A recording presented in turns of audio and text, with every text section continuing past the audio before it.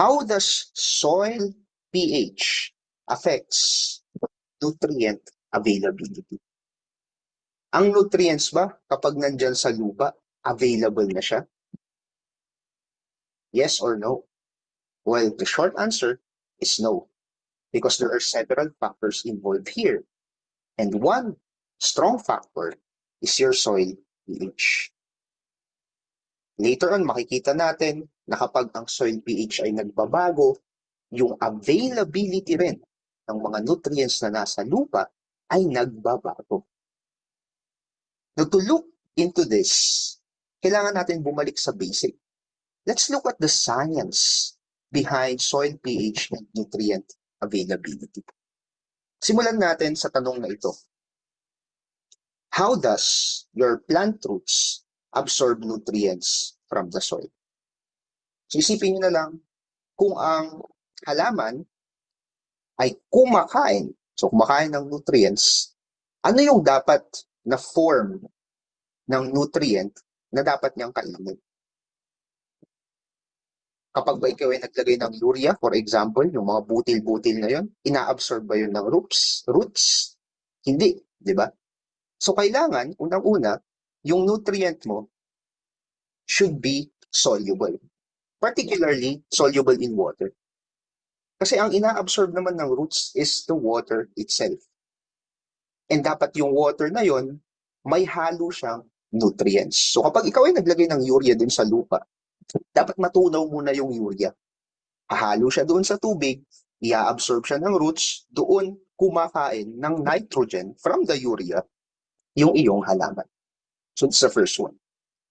Second, it involves the activity of soil microbes. May mga soil microbes, may mga microbes sa ating lupa that somehow acts as a chef, tagapagluto. So niluluto nila yung nutrients na ito in order to bring out the form of that particular nutrient na pwedeng-pwede sa iyong halaman. Anong mga examples dyan? Particularly sa nitrogen, we have rhizobium and some other microbes in the soil. They basically break down the nitrogen in the soil in order to make it available to your plants. So microbes is very important. So kapag nagbabago ang soil pH, naapektuhan rin yung activity ng mga microbes na yan. Pwedeng tamang-tama lang yung pH, ibig sabihin marami kang tagapagluto na microbe. So maraming kakainin yung halaman. Pwedeng toxic yung pH doon sa microbe. In a way, nawawala sila. They die.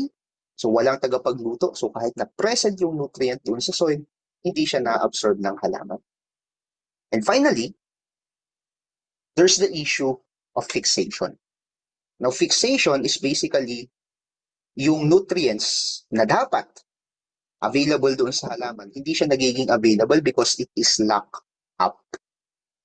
Okay? Bakit siya nilalock? Kasi yung mga nutrients natin, yung mga elements natin, they bind to some other elements that instead of being dissolved in water, dumidikit sila sa ibang elements na nagiging solid ulit sila. So sabi natin, 'di ba, ang roots hindi naman yan nag-a-absorb ng solid na particle. Kailangan ma-dissolve yan sa tubig. Pero kapag yung nutrient na yon ay tumikit on other elements within the soil because of the soil pH, let's say, then the nutrient becomes locked up.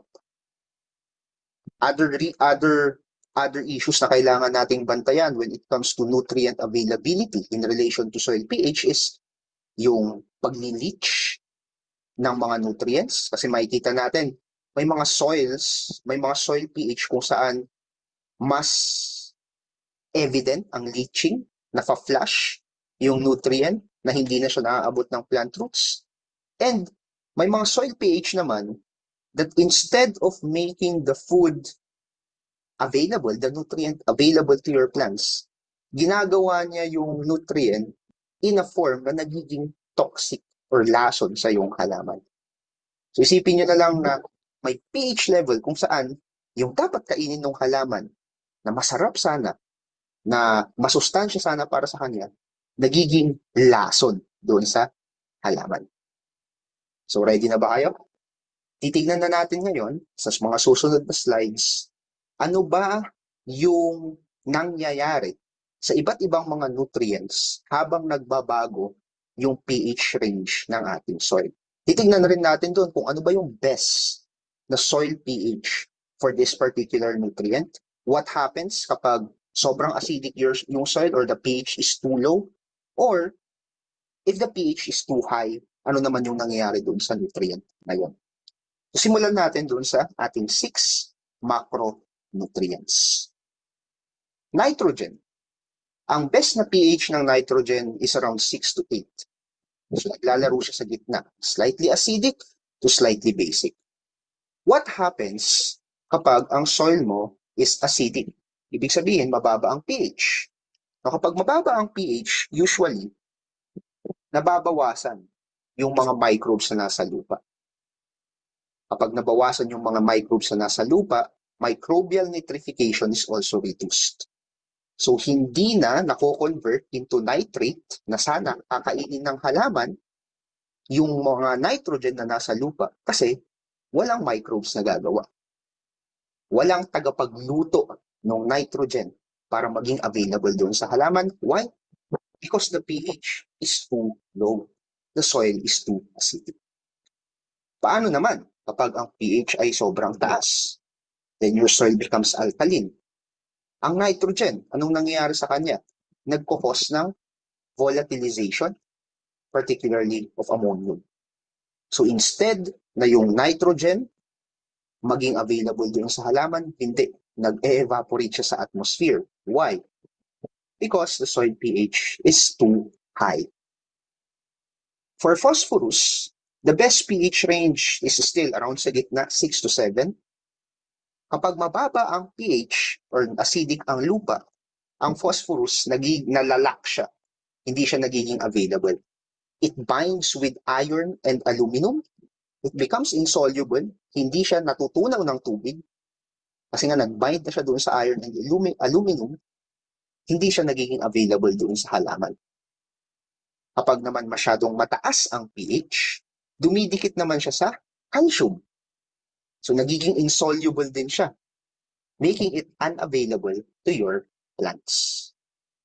For potassium, the best pH range is 6 to 7.5. Kapag masyadong acidic yung lupa, your potassium is easily leached away. Particularly kapag sandy pa yung lupa na yan. So sandy acidic soils, mabilis mahugasan ang potassium. Kapag naman masyadong alkaline, nagkakaroon ng reduced uptake yung potassium natin, especially kapag nakikipagkompetensya siya sa calcium and magnesium. How about your calcium? The best pH range is around 6.5 to 8.5. So kung titignan natin ang calcium, mas gusto niya ng more alkaline environment. Diba? Kasi ang upper limit niya is 8.5. Now what happens when the pH is too low? If the pH is too low, your calcium will be leached out. It will be flushed away, hindi na siya magiging available sa halaman. Kapag naman mataas ang pH, usually, very abundant ang calcium. Love na love ng calcium ang alkaline environment. Magnesium, ang best pH range niya is around 6 to 8.0. So similar to calcium kasi ang calcium at saka magnesium halos magkapatid yan eh. Kaya nga yung calcium at saka magnesium na element natin, yan yung nagdetermine ng neutralizing power ng ating liming material. More on that later on. In any ways, if the soil is too acidic, the pH is low, magnesium is deficient kasi nga nalileach din siya. If it's too high, it's available, although it will be competing with calcium, yung magnesium natin, if the soil is alkaline. For sulfur, ang the best pH range niya is 6 to 7.5. Kapag acidic yung lupa, nababawasan yung microbial activity. Therefore, yung sulfate ion, which is this, na kailangan sana ng halaman, yan yung available form na kailangan sana ng halaman, becomes slowly or less formed. So, nababawasan yung sulfur because of the effect of soil pH to microbial activity. When the pH is high naman, it's alkaline, availability is usually okay. Pero, ang sulfur, nagli-leach siya, merong risk of leaching kapag ang lupa is alkaline. Next, we move with iron. Ang iron natin, medyo acidic naman yung gusto niya. So, ang best pH range niya is around 4 to 6.5. So, it's highly, it's available at that particular range. Tamang-tama lang. However, if the soil pH is acidic, the pH is too low, yung iron natin, marami nga, pero nagiging lason. It becomes toxic. Kumbaga, sipin nyo na lang, dapat yung halaman natin, ipaghahain natin siya ng masarap na steak, which is your iron. Pero in acidic soils, ang nangyayari doon sa steak na ating niluto, nasisira agad. Napapanis agad. So, nagiging lason siya doon sa halaman. What happens if the pH is too high naman sa iron? It becomes insoluble. So, hindi siya nadidissolve sa water, nagkakaroon ng risk of deficiency. Nagkukulang yung iron, kulang yung iron para doon sa iyong halaman. Ang manganese mo, ang ideal range niyan is 5 to 6.5. What happens when pH is too low? Your manganese becomes very soluble and becomes toxic, katulad ng iron natin. So when it's too acidic, your manganese becomes lason. Paano naman kapag sobrang alkaline ng soil mo, mataas ang pH, it becomes unavailable. So it can be insoluble or it can be fixated. And deficiency symptoms usually appear to your plants. Ang zinc mo thrives well in an acidic environment din, 5.5 to 6.5. However, if the pH is too low, it becomes very soluble rin, pero nagiging toxic. So parang iron and manganese din yung zinc. Paano naman kapag ang pH ay masyadong mataas? It becomes unavailable because it precipitates. Nagiging solid form siya, kaya alam naman natin na ang solid na nutrient, hindi yan nakakain ng ugat ng halaman. Copper, ang ideal range is 5 to 6.5. So it's available to your plants at that particular range. However, kapag too low or too acidic yung lupa natin, it also becomes toxic. And when the pH of the soil becomes too high, it becomes unavailable. Why? Kasi dumidikit siya sa organic matter. So instead na i-absorb ng roots ng halaman, hindi, dumidikit siya sa organic matter, it becomes insoluble or fixated. Next, we have boron. Ang best pH range ng boron is around 5 to 7. Kapag ang pH is too high, acidic yung soil, nagiging toxic siya. If the pH becomes alkaline, nagiging unavailable. That's your boron. For your molybdenum, ang ideal range is 6.5 to 8.5. Kapag ang pH is acidic, so mababa ang soil pH, nagiging deficient, nagiging kulang ang molybdenum. However, kung mapapansin nyo, ang molybdenum, gustong-gusto niya pala ng alkaline. Kasi kapag mataas ang pH ng lupa, your molybdenum can be highly available, although it can be excessive. Remember, your molybdenum is a micronutrient. Konti lang yung kailangan ng halaman dyan. Hindi natin kailangan ng masyadong maraming or excessive amounts of molybdenum. For chlorine and nickel, typically unaffected by pH yan. Right? Particularly kasi ang chlorine at saka nickel, madalas nakikita na yan sa lupa. So there's no nutrients na kailangan pang i-apply sa lupa para magkaroon ng chlorine or nickel. Lalo-lalo na ang chlorine. Ang chlorine is typically unaffected by soil pH. Whereas ang nickel, you need a very, very low pH para maging toxic siya. And there's some sort of risk of deficiency naman if the pH of the soil is too high.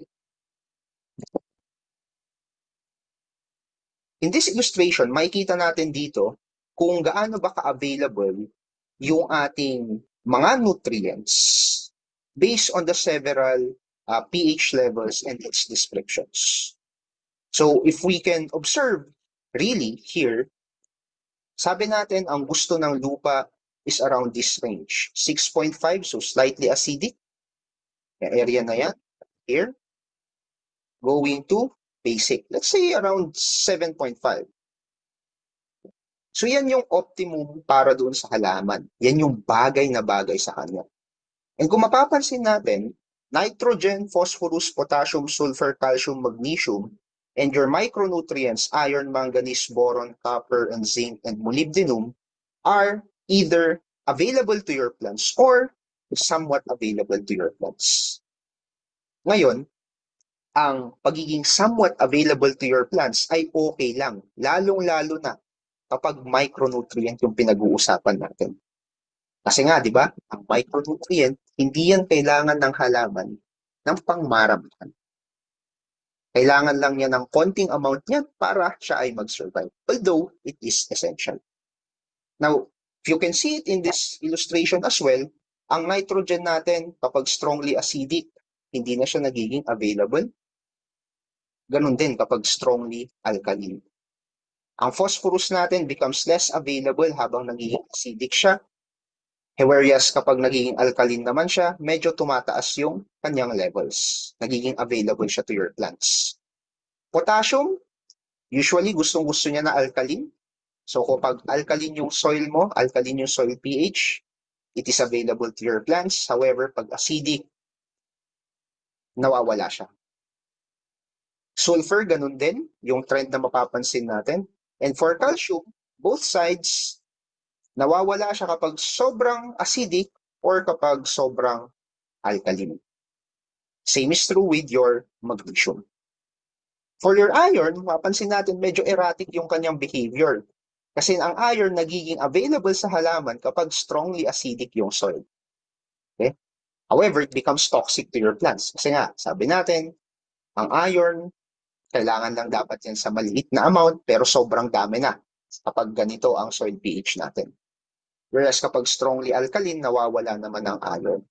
Ganun din sa manganese. Medyo may proclivity sila for acidity, as well as boron and copper.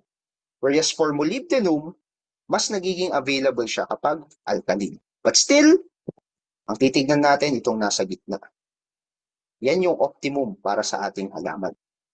Yan yung portion kung saan yung mga macronutrients natin are available to your plant and the micronutrients are either available or somewhat available to your plants. On this next illustration, mapapansin natin na ang nutrient availability ng ating big three nutrients, which is the nitrogen, phosphorus, and potassium, decreases as the pH level decreases. So highly available siya dun sa yung halaman kapag neutral siya, so it's around 7. But when it becomes acidic, bumababa and bumababa yung availability ng NPK.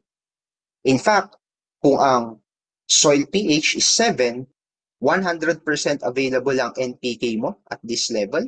Pero kapag 4.5 ang pH, sobrang baba, sobrang acidic ng soil, around what? 20, 22, 35% na lang yung available para sa iyong halaman. So napakahalaga, no? Yung effect ng soil pH sa ating halaman. Hindi lang doon sa mismong nutrients, but it is also affecting the microbes that are beneficial sana na magluto ng nutrient para doon sa iyong halaman. So what will you do as a farmer kapag, let's say, ang pH ng lupa mo ay masyadong mababa? Lalong-lalo na kapag NPK yung pinag-uusapan, di ba? Masyadong mababa. So very unavailable yung NPK kasi acidic yung lupa. What do you do? Well, for most farmers, they do apply what we call as liming materials. Magtitake ka ba ng licensure exam for agriculturist this year? If yes, I believe my course is for you. Enroll now at Learning Agri with the modular course by clicking the link below. Ano pang hinihintay mo? Mag-enroll ka na. Samahan kita mag-review. Bye!